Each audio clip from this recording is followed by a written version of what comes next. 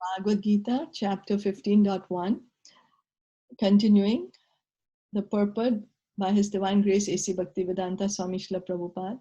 Now, there is no ready experience in this world of a tree situated with its branches down and roots upward, but there is such a thing. So yesterday we were reading how there is this tree with the roots are up and the branches are down. Then that tree can be found beside a reservoir of water. We can see that the trees on the bank reflect upon the water with their branches down and roots up. In other words, the tree of this material world is only a reflection of the real tree of the spiritual world. This reflection of the spiritual world is situated on desire, just as a tree's reflection is situated on water. Desire is the cause of things being situated in this reflected material light. One who wants to get out of this material existence must know this tree thoroughly through analytical study. Then he can cut off his relationship with it. So if we just understand that it's only because of our desire we are being entangled in this material world, which is only made of this gross elements and the subtle elements, earth, water, air, fire, ether, mind, intelligence, and false ego. And then their different combinations. And then our senses, our working senses, hands, legs, the genitals, the anus, and then we have the knowledge acquiring senses, eyes, ears, nose, tongue, mouth, and then the sense objects, form, touch, taste, smell, and sound. And that's it. That's all that this whole material world is made up of. There's nothing beyond it. We can count on our fingers, that it's just these 24 elements. And yet we are so much bewildered by these 24 elements. And we create so many desires to be here, trying to enjoy in this material world. Actually, if we just break it down, it's just these things. That's why it said analytical study. The Sankhya, that just now how we broke down the elements, that is the analysis of this material world. It's being spoken about in the next paragraph. So this tree, being the reflection of the real tree, is an exact replica. Everything is there in the spiritual world.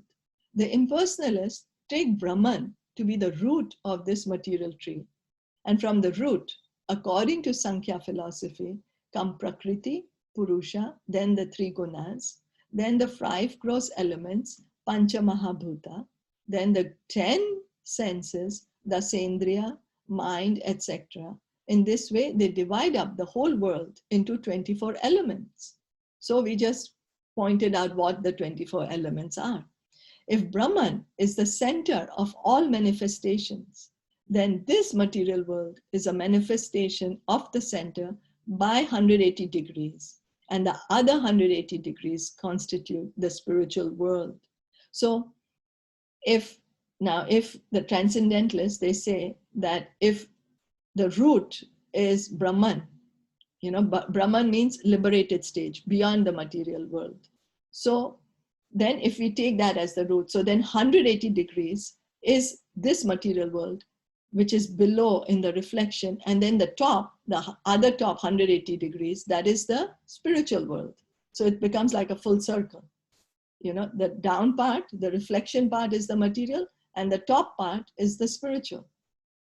The material world is the perfect perverted reflection. So the spiritual world must have the same variegatedness, but in reality, so over here, in material world, we see there is so much variety. There are so many species, 8,400,000 species are there. Then there is, different types. And there are different types of birds, plants, fruits. So all this, the reality will be there. When we look at ourselves in the mirror, I can see my reflection because I'm standing in front of the mirror.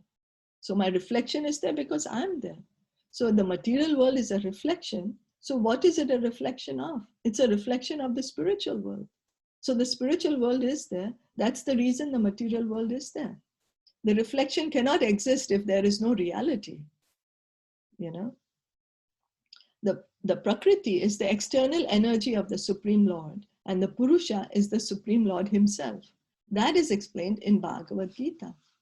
So this material world, this cosmic manifestation, this is Krishna's material energy, his external energy, his Bahiranga Shakti. And then the Purusha means the energy. Who does it belong to? It belongs to the Supreme Lord himself. He's called the Purusha, the enjoyer, the controller, the owner. Since this manifestation is material, it is temporary. A reflection is temporary, for it is sometimes seen and sometimes not seen. But the origin from whence the reflection is reflected is eternal. So here, this reflection of this material world, it is temporary, because we've been hearing how Mahavishnu, he creates these universes. So they are manifest for some time, and then he breathes in again, and all the universes go inside in himself. So this material world is manifested temporarily. And also our time in each of our bodies is limited time, temporary. It's not permanent. We don't permanently live in these bodies. We have just a short duration of time, and after that we have to give it up and take up another body. So, but the origin from whence the reflection is reflected is eternal. So we have a form here right now is a material form, but in the spiritual world, we have a spiritual form which never changes. We don't have to give that up. It's not in the spiritual world, we keep changing our forms. No, it's eternal. And we are very happy to be in that form. And that form never dies, never becomes old, never has any disease. And it's Satchid Ananda, full of eternal, full of knowledge and bliss. The material reflection of the real tree has to be cut off. When it is said that a person knows the Vedas, it is assumed that he knows how to cut off attachment to this material world. If one knows that process, he actually knows the Vedas. So what is the goal of the Vedas? Is to put an end to our cycle of birth and death.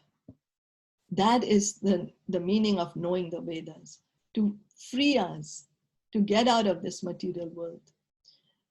One who is attracted by ritualistic formulas of the Vedas is attracted by beautiful green leaves of the tree. He does not exactly know the purpose of the Vedas. The purpose of the Vedas, as disclosed by the personality of Godhead himself, is to cut down this reflected tree and attain the real tree of the spiritual world. So many people say, oh, in the Vedas, it said that you should do this yagya, this puja, this fasting, this charity, and so that's what I'm going to do. But with that, we are still going to live in this material world.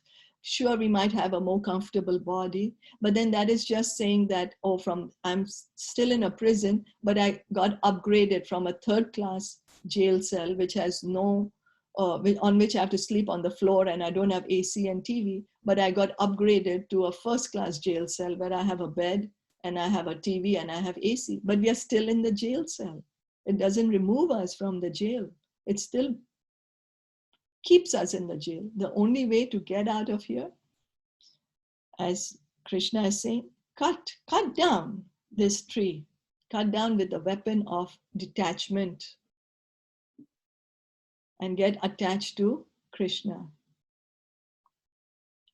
So, any questions or comments?